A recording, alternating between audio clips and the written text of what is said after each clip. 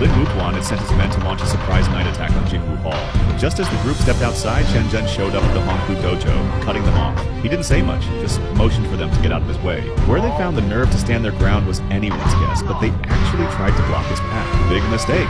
Chen Zhen, clearly not in the mood, decided to make an example of them. But even after that, they still insisted on going all in. It didn't take much, just 3 punches and 2 kicks, and they were all down for the count. Just then, Lin Wuquan was about to jump into the fight himself when his skilled friend Peter stepped in, volunteering for the job. Slowly and confidently, Peter took off his shirt and walked toward Chen Zhen. This guy clearly wasn't just for show. He dodged Chen Zhen's first attacks with ease and came back swinging with some seriously fast punches, landing a few solid shots right to Chen Zhen's face. But Chen Zhen responded with a spinning kick, a signature move that knocked Peter off his feet. Peter managed to scramble up again, only to be hit by a rapid series of blows fast as lightning. He didn't even have time to throw up a guard. Off to the side. Even after catching a few heavy hits, he recovered fast and got back into fighting shape. The two fighters stood up at the same time. Chen Zhen struck first, a high whip kick followed by a crushing hook punch. Peter hit the floor again, then came the test of raw strength. They locked arms, and Peter's sheer muscle gave him the edge. He pinned Chen Zhen to the ground, leaving him unable to move. But that wasn't the end of it. Chen Zhen started using his master's signature Lost Shadow Fist,